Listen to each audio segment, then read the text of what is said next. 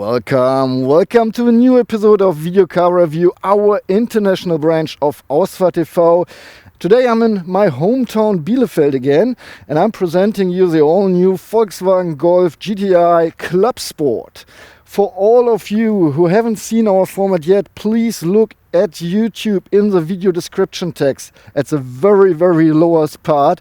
I put a little description for you so you can use our format in the best way.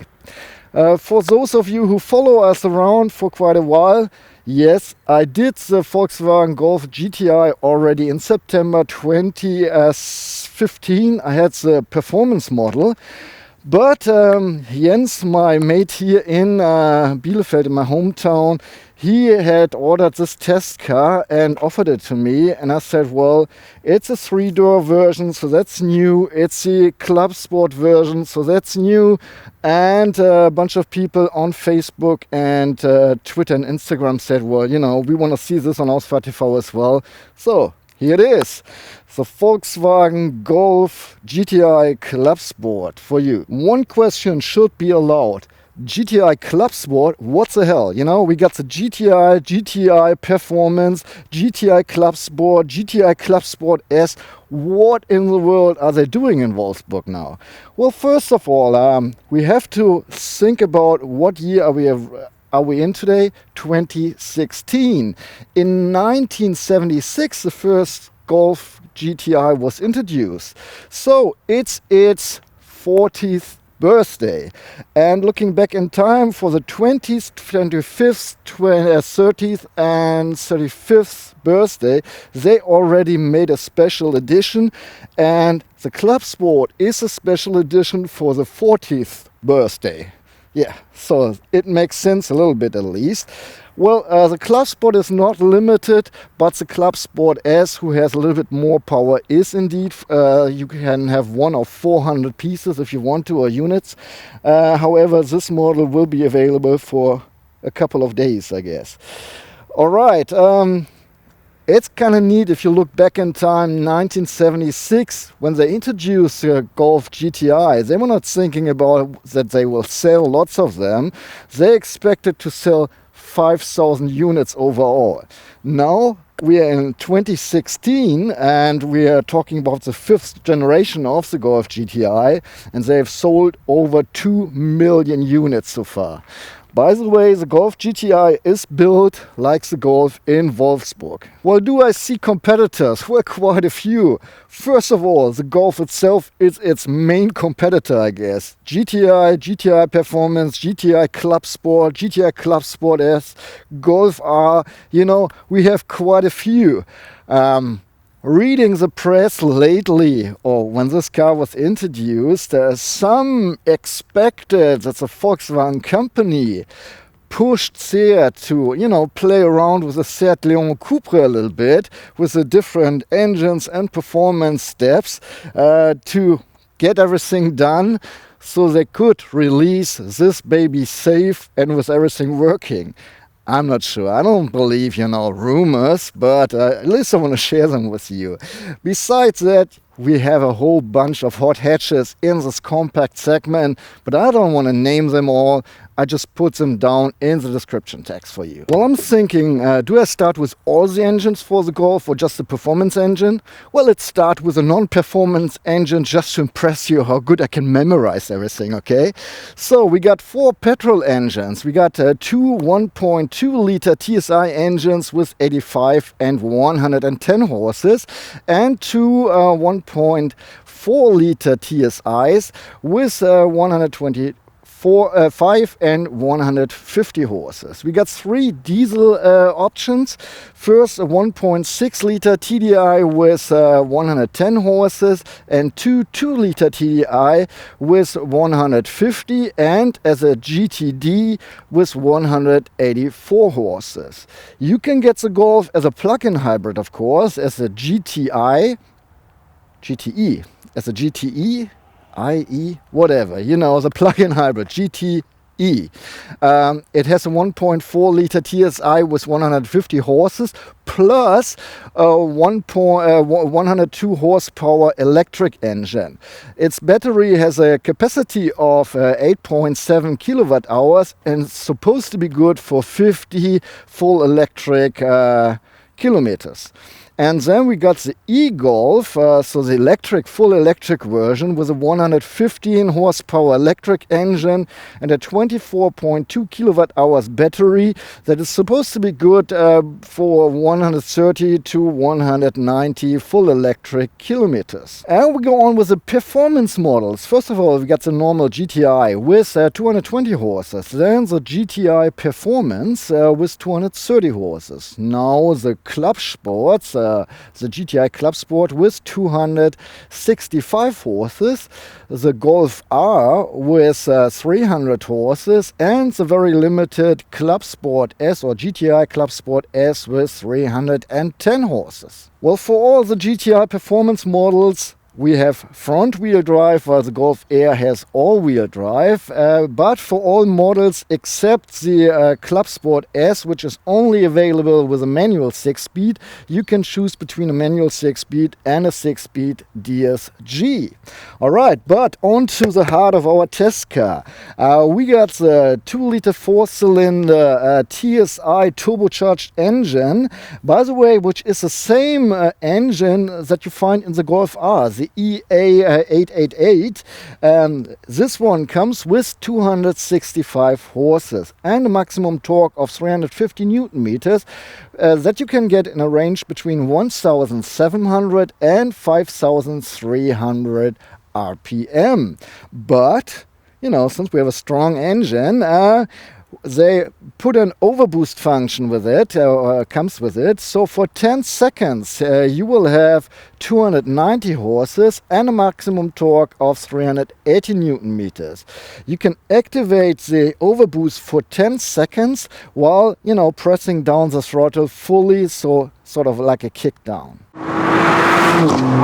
Let me give you the basic specs about our test car. The Golf GTI Clubsport accelerates from 0 to 100 kilometers per hour or 62 miles per hour in 6.3 seconds. Only if you know how to shift, you know, because we got the manual transmission. The top speed is reached at 250 kilometers per hour or 155 miles per hour. The gas tank of the 2016 Volkswagen Golf GTI Clubsport will take 50 liters or 13.2 US gallons. Volkswagen gives a fuel consumption figure of 7 liters for every 100 kilometers driven or 33.6 miles per US gallon. Which means that under perfect conditions you can drive up to 710 kilometers or 440 miles without stopping for fuel. CO2 emissions for the 2016 Volkswagen Golf GTI Clubsport should be 162 grams per kilometer, according to Volkswagen. The GTI Clubsport has a length of 4.36 meters or 172 inches, with a wheelbase of 2.62 meters or 103 inches. It is 1.48 meters high and it is 1.79 meters wide, so 70 inches, with a span of 2.02 meters or 80 inches from mirror tip to mirror tip. For the turning circle you need at least 10.9 meters or 35.8 feet of free space. The curb weight comes in at 1,413 kilograms or 3,115 pounds. The maximum loaded weight is 1,870 kilograms or 4,123 pounds. In Germany, our test car would cost around about 45,910 euros. Well, when talking about the regular Golf, so a non-performance model, we have 3 trim levels, Trendline, Comfortline, Highline. But every performance model or special model has its own trim level, sort of. So talking about the Golf GTD, GTI, GTE or e-Golf, you know, it's a it's a different power train, but it comes with a separate trim level or its own trim level. And so the GTI comes with its own trim level.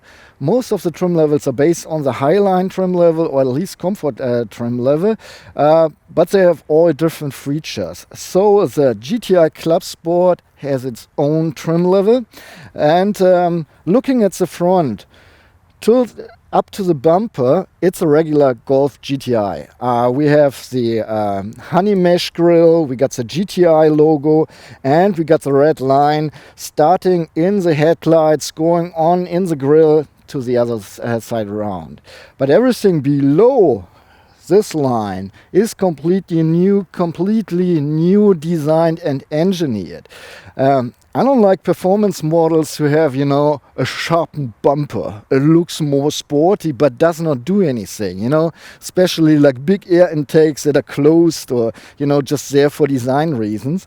So here with the Clubsport, the whole front bumper is shaped in a way that the car is pressed to the ground, so it is really for aerodynamic reasons and just looking good aside, So we got the high glossy black paint here, down here another honey mesh grille, and very low you see this black line, that's even a splitter. Well, I'm not a mechanic or, too deep into techniques, but I would have expected that a big xenon headlight weighs more than an LED headlight and would this way suit a high performance model much better than a big xenon headlight. However, Volkswagen decided to put a big xenon headlight in the Golf GTI Clubsport, and that's the only option you have. It's there by factory setting and you cannot upgrade to LED headlights. However, so we got the big xenon headlights here with active cornering light and LED day running lights. Well, looking from the sides, first of all we got high glossy black painted mirror caps. That's Clubsport. Then we got different side skirts, Clubsport, and we got this black decal here with the Clubsport lettering at the back part. That's sort of an homage to the first GTI version, which used to have a black stripe here as well. By the way, tainted windows from the B-pillar, that's not Clubsport, you have to pay extra for this. Besides that, our Clubsport has the adaptive suspension, the DCC, and is 15 millimeters lower to the ground, so you have a ground clearance of 13 centimeters. The color of our test car is called Tornado Red. It's one of 7 colors you can choose from. Nardo Gray is a dark gray. You don't have to pay extra for this. Even the Tornado Red costs extra. And 6 of those 7 colors you can combine with a black painted roof, just like our test car has here. Well, talking about the wheels, I think the regular Golf in the factory setting even stands on steel wheels, 16 inches. The GTI and the GTI Performance come by factory setting with 17-inch alloys. The Clubsport should stand on 18-inch alloys, but we got the optional 19-inch here called Pretoria. And you get them by factory even with semi-slicks. We got the Michelin Pilot Sport Cup 2 here in the dimension 235/55Z/R19 in the front and in the rear. And semi-slicks are really awesome when it's dry, It had been raining here in the last days, so whenever I took the car on the road with the semi-slicks, on the wet road, it was not really fun, but now when it's dry, I just went on the Autobahn. We have a long curve here, and I was going 240 kilometers per hour in this long curve because the car was just glued on the ground, it really sticky. That's awesome. It's really fun. But then, do you want to change wheels all the time, never mind. If you live in California, you shouldn't have problems with that. Okay, talking about the brake in here. That's the brake we already know from the GTI Performance or the Golf R. The disc in the front has a diameter of 340 millimeters and it's 30 millimeters wide. It's cool inside. In the rear, it's 310 times 22. I'm not sure about the brake pistons. They didn't really say much about the brake. However, it's kind of funny that the Seat Leon Cupra has even a Brembo braking systems with dotted braking discs, you know. So it seems that you get a better performance from this brake, but you never know. And I can't judge it. If you had a look at the Ford Focus RS, you know, every other spoiler on the roof looks kind of tiny, I guess. Even this one, which is extended, it's a special roof spoiler for the Clubsport version. And it doesn't look so massive because some is in the paint of the car in red and the other part, the real extension, is in black. So it's not so obvious, but they even put flaps on the sides here to have the best aerodynamics for the downforce of the car. And since this is black, you see down here a black part as well, a diffuser, which is good and made for a perfect downforce as well. By the way, we got the dark full LED rear lights. Normally you pay extra for the dark version. Here it comes with the factory settings, full LED as I said.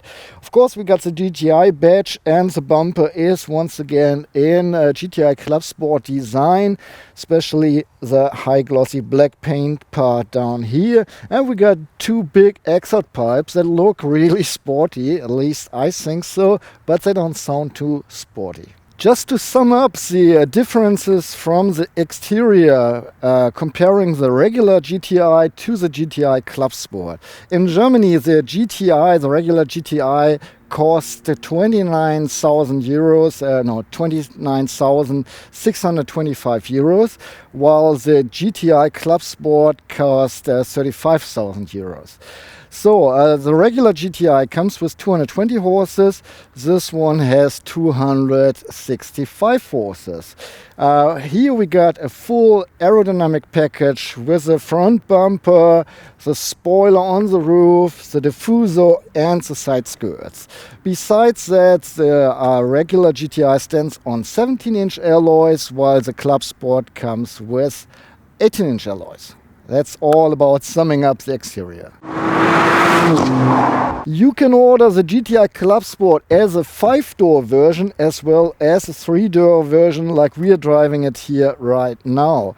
So since it's a 3-door version, it has to be a huge door, of course, because we need a huge entry frame to not only get on the front seats but as well on the back seats. This door opens even an 85-degree angle, so if you push the doors, you know you're emotional for some reason, you better watch out because that's quite a bit, you know, you don't want to touch other cars.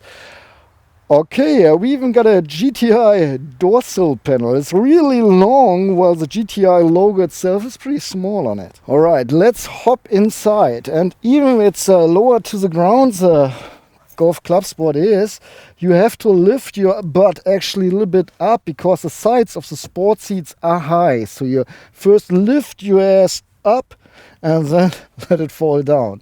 By the way, you know, I'm already crafty and I'm getting bigger and bigger. Yeah, I don't like this too much. Anyway, if you're more crafty than I am, please make sure you take a longer ride with this car, especially with the sports seats, because I'm already pretty tightened up in them and you cannot adjust them in any way. So if your ass is bigger than mine, you know, better check it out. Okay, if you were dumb enough to open the door all the way, you have to lean out a little bit to close it. Welcome inside the Volkswagen Golf GTI Clubsport. And as usual, I start with the material. We got soft touch all over the dashboard. Then some black honey mush application with a silver stripe in it. And down here it starts with hard plastic. A lot of high glossy paint here in the center. And in the door on the upper part, soft touch, then the honey mush application again. Alcantara, leather, and down in the door panel, hard plastic again. Yeah, that's it. And I would, a pillar is with a little close on it, but just over the hard plastic. And we got close and some, soft stuff below it on the ceiling. I would say it's Volkswagen quality. It's not premium, it's not premium, it's just in between. It's this Volkswagen stuff. And I don't know how else to judge it.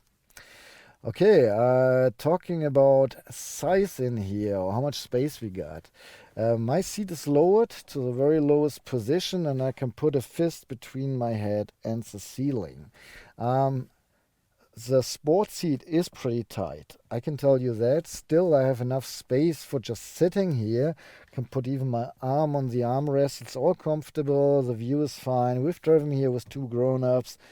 It's not tight at all. You have plenty of space for a compact car for sure. Talking about ergonomy, we got the big infotainment system unit here. The whole center, by the way, is facing the driver a little bit, so it's a driver-oriented car. We have 1 block of infotainment, a 2nd block of air condition, and so on. Then we got 2 sticks on next to the steering wheel. On the left side, on the right side, the windscreen wipers, front and rear. On the right side, turning signal light and a little push button is for easy reaching the assist system screen on the board computer. On the left to the steering wheel, we have the switch for the light. And that's already it. So everything is good in reach. Next to the stick of the manual transmission, we have the 3 buttons for driving program users. Everything's good to reach, and I have no complaints at all. Scary, isn't it? Well, I got paid by Volkswagen. What do you think? I'm German, the German company. I'm just joking. Things that I get accused by. Okay, start with a normal routine. It's hard to reach the safety belts. Let me tell you that. And funny so, it's a 3-door version, so, but still you have the possibility to adjust the height of the safety belts on your shoulder. Besides that, the safety belts is black, but has red stripes on the side. Just pulling it all the way out so you can see how much space you got here, or how long it is. I'm sitting on those sports seats, which come with a Clubsport as default. They're close. It's not leather, it's close and Alcantara on the sides, but as an option you can have them as full leather, by the way. And here they're adjustable manually, but you can get the electric option as well. And it is, even so it's a sports seat, first of all, it's from Recaro, very decent on the side, it says it's Recaro. We got the GTI badge here as stitching, and we got the honey mush as well, and the GTI colors, white, red, and black, the seat is black. Besides that, all over the car we find red contrast stitching on the steering wheel, here on the stick shift, and on the seat. You can heat the seat ups in 3 intensities, and I might say I think those seats are pretty comfortable. I mean, even you tighten up in them, it's good because you have a lot of side support. And for sports seats, I consider them pretty comfortable. I like them. It was good driving in them. No problems with my shoulders. Just sit in here, tighten up. Only thing is you cannot adjust anything. Well, you know what I mean. A blackout. Side support wise. You cannot adjust them side support wise. You can scoot back. That's all the way back. That's all the way to the front. And that's the way I like it. You can adjust the height. And you have a little wheel to adjust the backrest. The, angle of the backrest. Alright. right. The steering wheel, by the way, default setting for the Clubsport as well as the steering wheel. It's coated with rough leather, flattened on the bottom. You have the GTI logo on the button as well, and a 12 o'clock marker in red on the top. And I like it. It's a cool steering wheel, I guess. Okay, it's a multifunctional steering wheel. On the left side, you have all the buttons to control the board. The adaptive cruise control. Below that, you can adjust the volume of the infotainment system. On the right side, you have everything to control the board computer, and you can skip songs, take and hang up phone calls, and activate speech recognition. The steering wheel is adjustable manually, and that's the radius you have here. All right, I like the shape of the mirrors. I like the shape of the mirrors. They look quite sporty once you put your view in there. They're sharp on the edges, and still you see enough what's going on behind. Same with the inner mirror. With one view you see the whole rear window, so you don't have to fuddle around your head. And if you don't have the headrest up on the rear bench, you have a good side to the rear as well. Well, looking around my shoulder, I must say it's kind of strange because the B-pillar is so far in the back, So first of all, you have the feeling that you're looking against something concrete, but then it's not really a blind spot. For the other way, for my right shoulder, A-pillar is fine. There's a little triangle window that might help. I didn't recognize it really. B-pillar is fine. C-pillar is pretty big, but together with the right mirror, you should not really have a big blind spot here. Yeah. We got a rear camera as well as an option, and I will show you the picture here in a few minutes. First of all, I will start the engine so you see what's going on here. And aside, I will change the language real quick to English, so everything is understandable for you guys. So we got a classical setup here. The rev meter on the left side as a round gauge, going up to 8,000 RPM, while the red range starts at 7,000 something. Inside a little round gauge for the coolant temperature. On the other hand, or on the other side rather, the speedometer going up to 280 kilometers per hour. The car runs 250, so that's fine. And down here, the control for the petrol tank. In between, we find the board computer. You always see on the upper part, first of all, you see the red line here and the red inside the gauges. So we got GTI feeling when you look at the cockpit as well. And if I zoom in carefully here, you see the honey mesh design again as a background in the board computer. So you always see the current time and the direction you're driving to, and below that, or below the white line, you see the outside temperature, the mileage and the trip mileage, and everything else is for the board computer. We start out with the driving data, and I can scroll through different things here. If you go, for instance, to fuel consumption, you have 3 states. So this is since refuel, I push the OK button, since start, and long term. Okay, going back. What I like about this is that you can disable all the cards in the settings and say, well, I don't want this, or yes, I want it, and that's pretty handy. So you don't have to go through all the stuff you don't even care about. One to the right, we see the screen for the systems, and one down, you can enable or disable them. What I like, it's a good idea, especially with the lane keeping assist. Sometimes I like having it, sometimes I don't, as it's an active one, it helps your steering. So pushing this button brings you to the dialog where you can enable or disable this, and that's pretty handy. I use it quite a lot. Navigation screen, so whenever you're navigating somewhere. Audio has its own screen. Telephone. Vehicle status. Well, a lap timer, of course. And once again, we're back to driving data.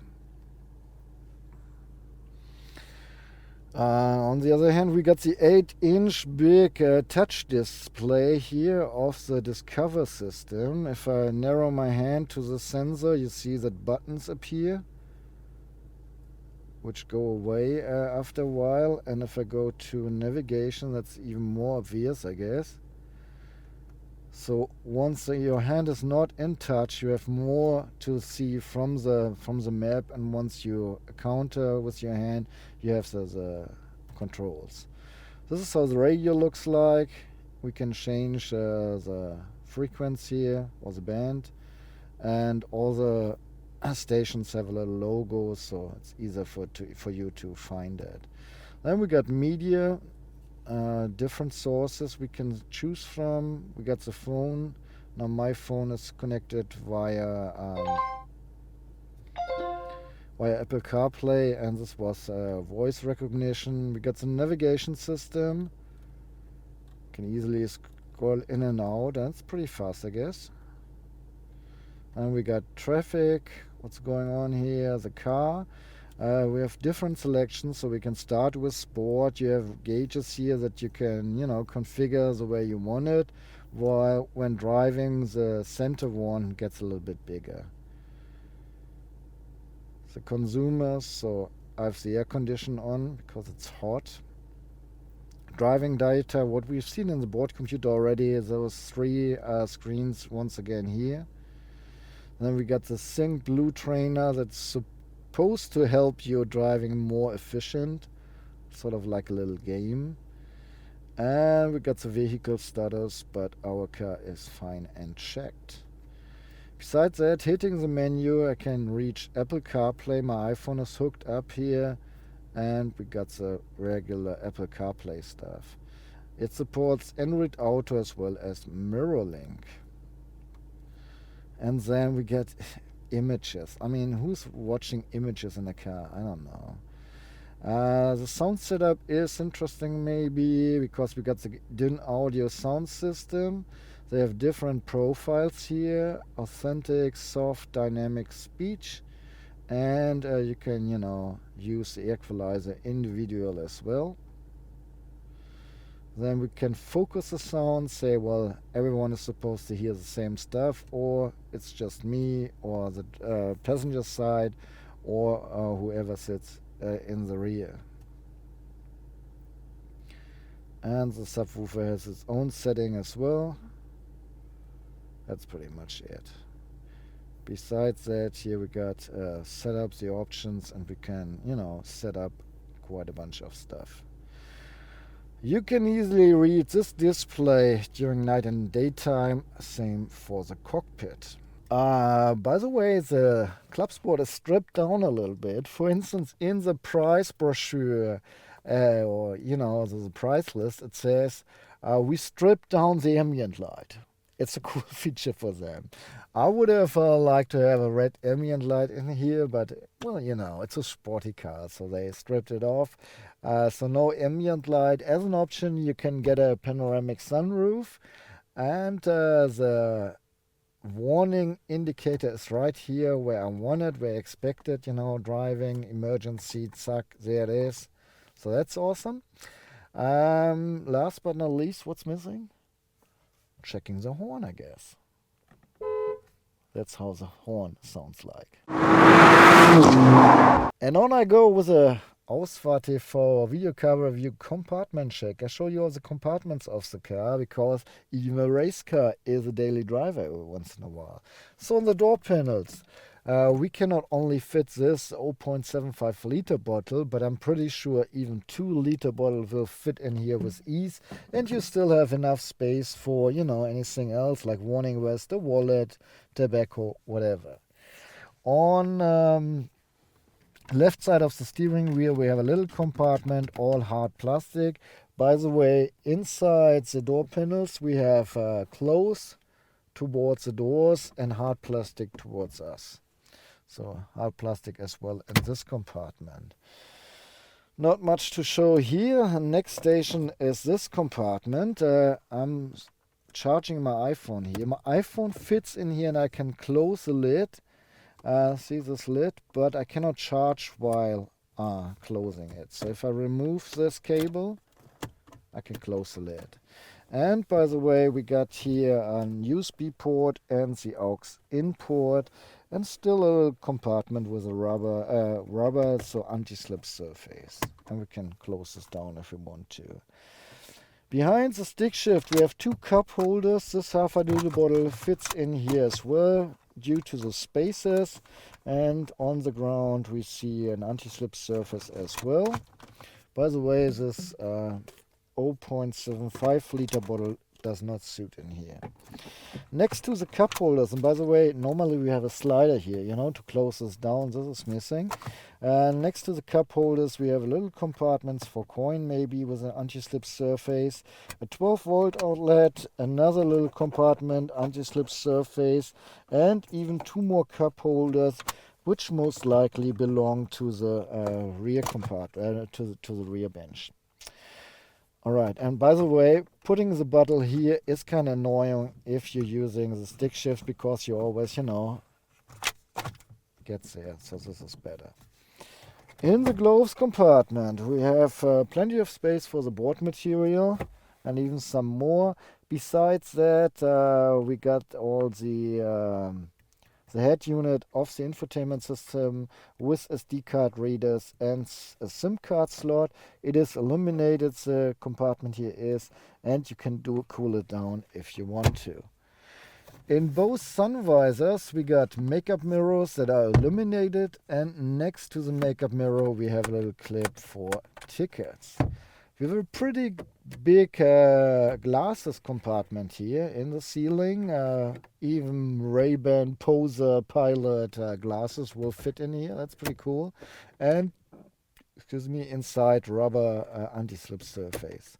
Then we got reading lights for the driver and the passenger, and then we can enable the lights in the rear from here as well. We got handles on both doors and in the rear as well. And what else is missing? Nothing. I'm done. Well, the door is still the same, but now I want to jump on the back row. All right, hopping in the rear. No way. Okay, you got a little handle here in the sport seats, so you can push forwards the backrest. And when I did this the first time, I was like, the normal way, like pushing it forward and trying to push the seat forward. Easy entry, But no, we don't have easy entry here. So all you can do is push forward the backrest and have this tiny frame you can, crawl in. And that's exactly what I'm trying to do here now. I'm shifting my ass around the B-pillar and finally sit here. Alright guys, I'm sitting in the rear, and once you have crawled in the rear, everything is fine. I'm 180 centimeters tall, so 5'11". The driver's seat is put in a position that I can drive very comfortable, and I can put my feet under the seat. Even it's lowered to the lowest position. I have enough space for my legs. I have enough space for my head. I can put a fist between my head and the ceiling. Once I put my head to the window, I don't touch the ceiling at once. I can look out of the window easily, so that's quite neat. We have the same materials in the rear like in the front, so close and Alcantara mix, so with a honey mesh design again, and the GTI colors here on the seats as well. And I even have some side support in the rear. That's what I like. It's probably the Alcantara that holds me, but I'm sitting indeed quite comfortable. So let's look around. We have an armrest here. Oh, by the way, we got hard plastic here on the side, but then Alcantara. So and we got an armrest, so even this supports my leisure here. Under the armrest there's a compartment pretty deep, Next to it we have a little cup holder, good for this 0.75 liter bottle, so I'm pretty sure a liter bottle will fit in here as well. Two more cup holders here in the front or in the center between the seats, the front seats. And one thing I want to mention, it's high glossy paint on the back of the sport seats, so I'm mirroring myself. You know, I always see myself and I look even fatter than I really am, and I'm fat already. So I don't like this. It's okay, it's fun. We got handles on both sides with a little hook for your jacket, another hook on the B-pillar. We got reading lights. Well, ignition is off for both sides. And we got for the kids Isofix hooks, stiff locks off the safety belts so kids can buckle up themselves with ease. And the length of the safety belts tells me, yes, you can buckle up child seats and baby shelves. Besides, the seat belts here again, black and red like in the front. There's an armrest, and included in the armrest is another cup holder with flexible spacers, so you can put this exactly off the size of your bottles. Besides that, we can open this even and can reach in the trunk or load through stuff. But, you know, remember how I struggled to get in here. Getting in is pretty easy compared to getting out, because getting out is only possible, at least with my big ass, backwards. And then, you know, if you lower your pants while climbing out here and all the audience is cheering you, you better, you know, if your buddy buys this car, you better practice shotgun. Before I start presenting the trunk, I would like to show you the key. It's a regular Volkswagen key, but on the back side next to the logo we got the Volkswagen logo as well as the GTI logo, but nothing special for the Clubsport. On the front side we got three buttons: unlock, lock and release the trunk while the car is locked. So the car is locked now.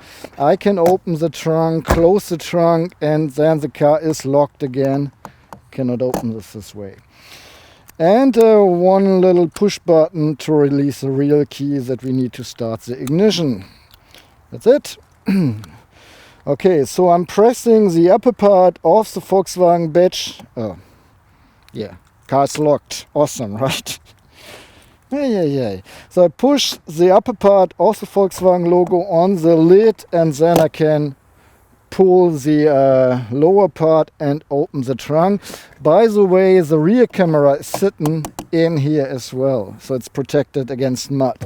I'm in Bielefeld, so only small equipment, one piece of carry-on luggage, and the mighty tripod case, which fits in here easily.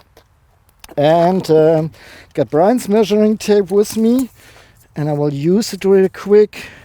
So you will have to lift up the goods 70 centimeters, so 27.5 inches, and then it goes down 6 centimeters, so 2.5 inches, and the lid opens to a height of 210 centimeters, which is 82.5 inches. Okay, let me show you around. So that's the empty trunk. We got little compartments here on the side, so a whole hand deep on the other side as well. Here we got the first aid kit, and here's the trapdoor, so I can open it. And below that we find a spare tire, good for 50 miles per hour or 80 kilometers per hour. Besides that, some tools. And I think this is part of the subwoofer, the Dyn Audio subwoofer system. So we have the possibility to leave this floor level right here, or to lower it to increase the height of the trunk. But I will put this in the middle position again and turn on the light of the camera so I can show you around here a little bit. Here we got a hook for bags, another hook, that's the left side. On the right side, here's the hook again, a 12-volt outlet, the light, and another hook. Besides, here we got the 4 rings to tie up stuff. And in the lid, there's a warning triangle, as well as grips to close the lid on both sides.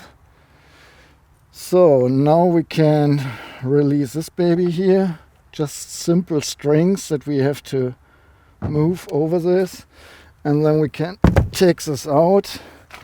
By the way, this is not any premium material. It's just, you know, easy stuff. So here we got it. A spared rear bench, and we can flip it 60% on this side and 40% on the other site. And as you might see, it's not a plane surface. Oops, it's not a plane surface. It's gaining height up here. But at least if we have the floor on this level, it's almost a plane surface. Alright guys, I climbed in the trunk, or well, on the rear bench, on the flipped rear bench. I pushed forward both seats, and now I will measure everything for you. First of all, with the seats up, you have a depth in here of 60 centimeters, so 23.5 inches. We have a depth to the flipped rear bench of 132 centimeters, so 52 inches, and onto the flipped passenger seat, it's 160 centimeters, so 63 inches. We have a width between the wheel arches of 101 centimeters, so 39.75 inches. And we have a height here to the head rack of 40 centimeters, which equals almost 16 inches, and to the roof line of 70 centimeters, so 27.5 inches. If I lower the floor here to the lower department, then I gain 10 centimeters or 4 inches. If I have flipped the rear bench, I have space for 1,270 liters or 43 cubic feet. And if I use the normal trunk, I have 380 liters, which equals 13 cubic feet. You can load up to 457 kilograms inside the Golf GTI Clubsport, which equals 1,008 pounds, of which you can store 75 kilograms or 165 pounds on the roof. I didn't put in the technical data for the moderation. Jens did, my mate, so I'm not sure. I'm pretty sure that you cannot install a hook.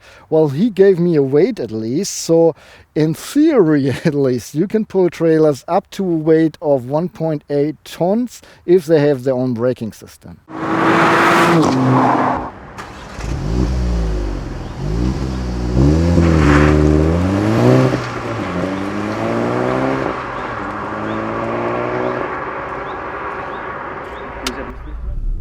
Whenever I'm in my hometown, I start my driving impressions with turning on the street here, so you get an idea how it is to maneuver the car. And rear camera helps. Power of the power steering could be a little bit more helpful. And just so you get an idea, not even a full turn to get to the side, to one side, so that's pretty cool. Alright guys, once again I was too stupid. I have all my audio equipment set up here, but I forgot to push record. stupid me, I'm sorry. So all I can do now, because I don't want to go 1 hour again to record all this what I just told you, I will go with the sound of the GoPro, which is makes the car appear much louder than it actually is. So be aware of this once you listen to whatever I tell you here in a minute. Alright guys, I'm already on the Autobahn, and believe it or not, here's no speed limit. Still I'm driving 100. Just to let you know that at 100 the wind noises start. And well, shifting back a little bit, going up 120, they get a tiny bit louder, but not really. So you're fine up to 150, 160, then they get a little bit louder, and in combination with the engine I have to raise my voice a little bit. Okay, first of all, we got different driving modes here. So we got eco, efficient driving, comfort, normal, sport, and individual. The individual setting I can change, and I can change the setup for the DCC, so the dynamic chassis control, the steering, the engine, the front differential lock, the ACC, dynamic cornering light, air condition, and interior engine sound, which is fake. Okay, so I'm always pushing the wrong button here. Going back in comfort. Just to let you know, no, we start out with accelerating now, I guess, right? And for that we will go into sport. I'm in 5th gear now at 2,500 RPM, and I will shift down in 3rd gear, 4,000 RPM, 90 kilometers per hour now, and acceleration at 7,000. I will shift. Oh, awesome. I love this. I mean, what a dog, right? At 7,000, and I shift into 4th gear. That's about 140 kilometers per hour. Now in 4th gear, accelerating 160, 180, at 7,000 at 190 into 5th gear.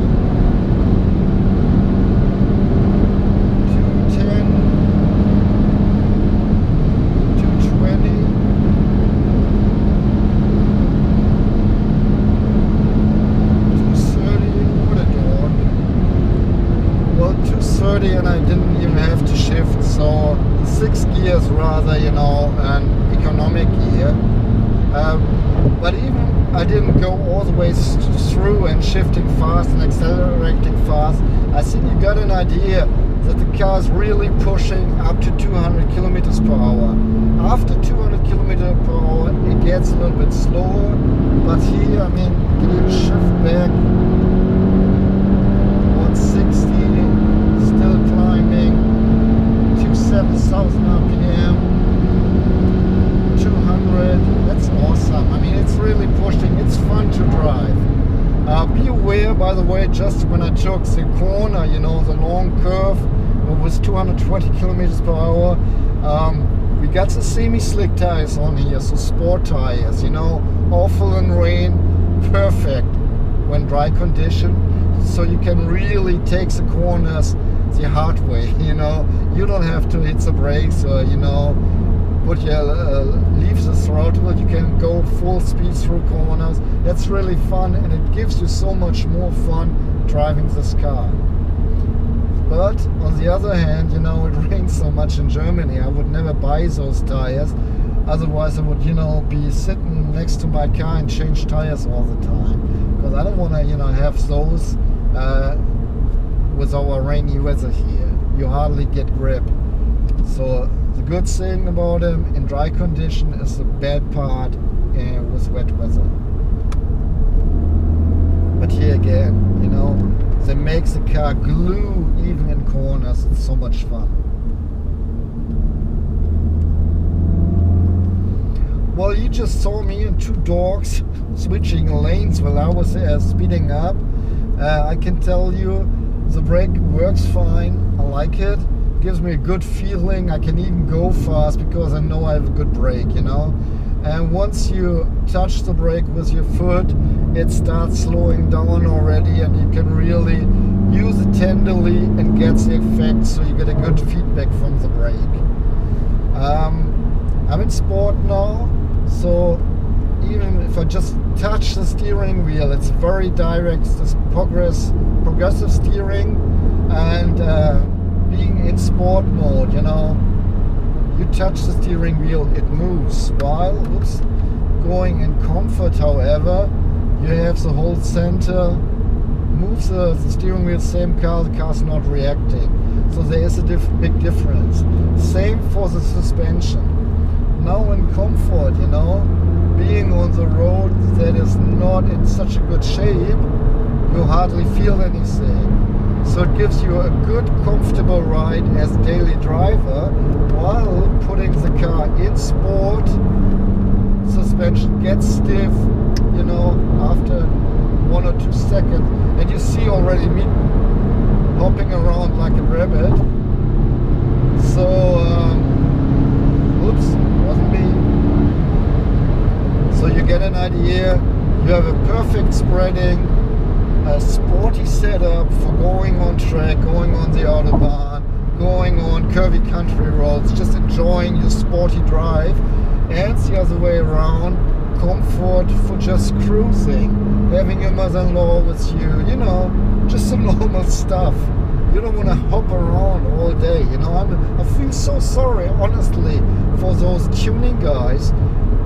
When I see them, you know, I like the cars, you know, I like to look at the cars, but then they drive around in the city, you know. This is fun, this is fun. So I highly recommend the DCC. That's just perfect, works fine, everything's great. So we got the manual 6-speed, and you saw me shifting already. You know I cannot shift, you know, so please be patient with me. But you should be able to see short shifting ways, and you gotta trust me that you have precise shifting ways as well. And yes, or rather no, I don't drive this like this regularly. I'm just trying to show you the shifting ways. That's why I'm shifting up and down all the time. So transmission is fine. The way they did it, the first gears you can really push, while in 5th gear that's pretty long, and the 6th gears rather for, you know, cruising, efficient driving, and so on. We do have various assist systems here in our car, actually a package. So we got an active lane keeping assist. There's a little icon here in the cockpit.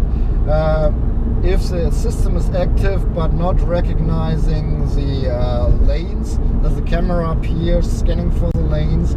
Once it finds the lanes, the icon turns green, so you know, okay, I'm working now, and you feel it suddenly because it supports your steering all the time while you drive.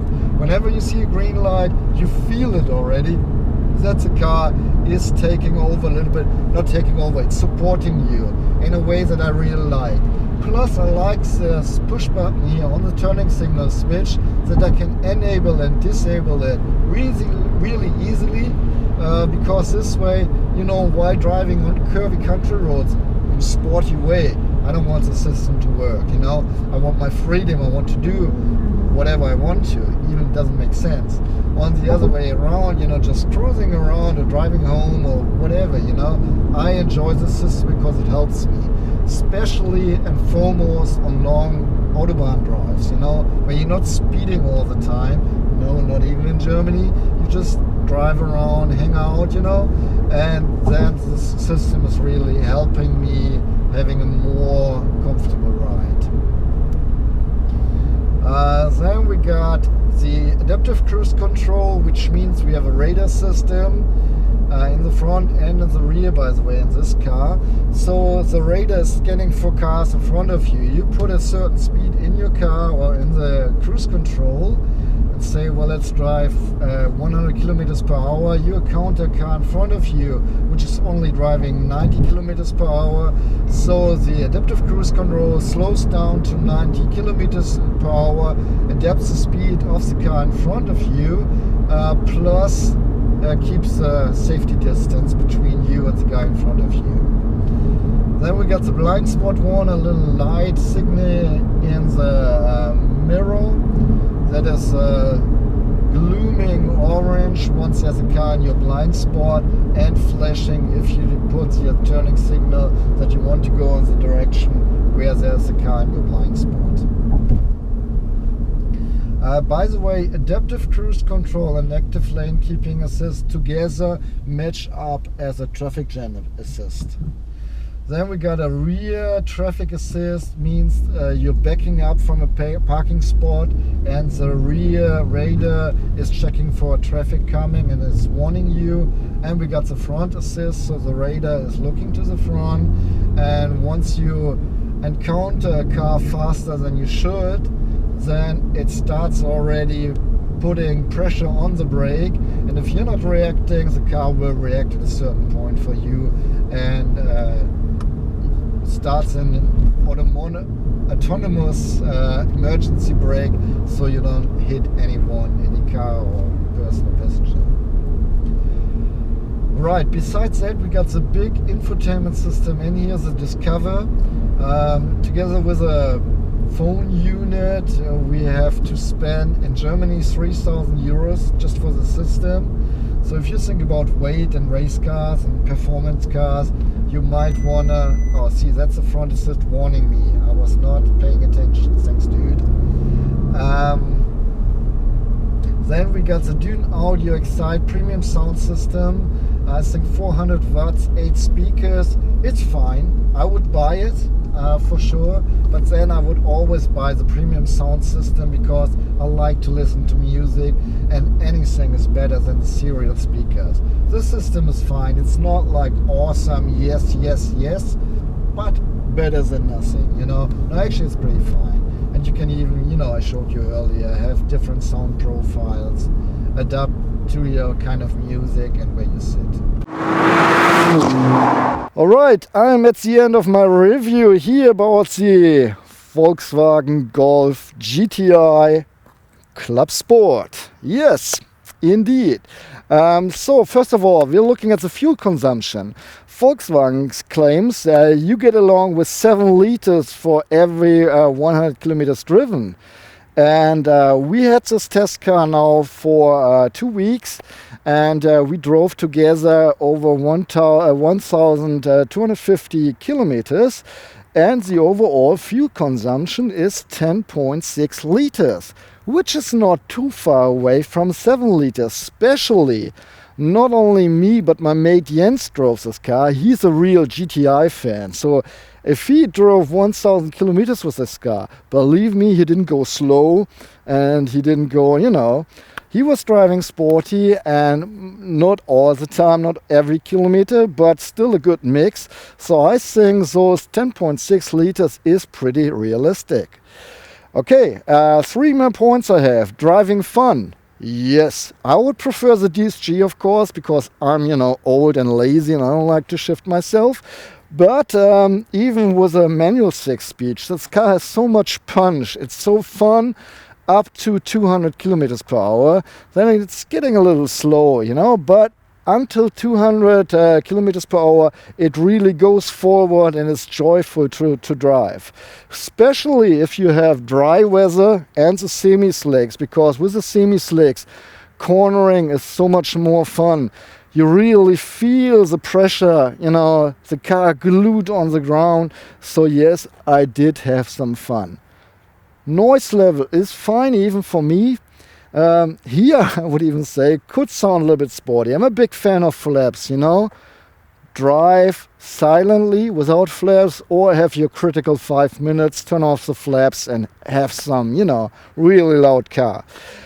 Okay, usage as a daily driver. Well, if you drive with more than 2 grown-ups, or if you drive with more than 2 persons, then make sure you take the 5-door version, because it's really painful to climb in here, even with kids, and you want to buckle them up. That's not fun. Think rather about the 5-door version. And if you're just by yourself, or you and your chick, or you and your dude, or whatever, 3-door is fine, works fine, and every once in a while someone can climb in the back. You have a decent trunk, so yes, it's a perfect fit as a daily driver. Driving comfort.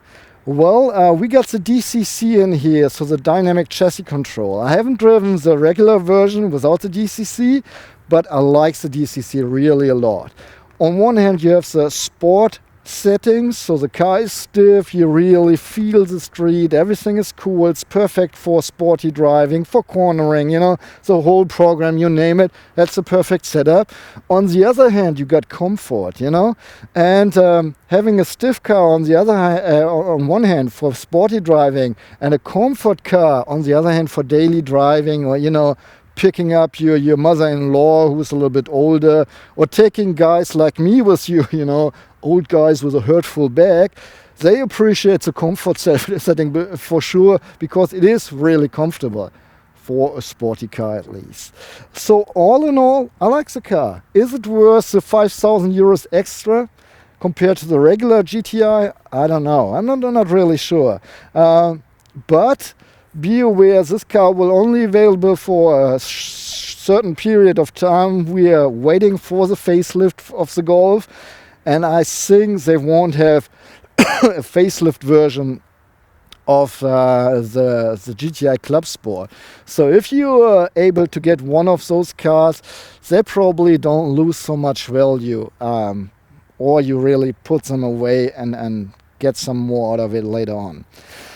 Well, that's it. Did you like my review? Please give me a thumb up. Do you have anything to tell? You know, do you have questions, complaints, remarks? Put them in the comments fields. I really like to know what you think about the car, what you think about the review, whatever. Okay, that's it. I'm going home now, I guess. Thanks for tuning in, and I hope you tune back in next time when it's again video car review. Okay, my name is Mr. Lee. I say so long and goodbye. Welcome to a new episode of Video Car Review, our international branch of Ausfahrt TV, and I'm your host, Mr. Z. Well, I'm in my hometown Bielefeld today, and I'm presenting you the Volkswagen Golf GTI as a club in the cup. Well, if I have flipped the rear bench, I have space for 1,270 liters, so 49, 45. If I have flipped the rear bench, I have space for 1,270 liters or 45.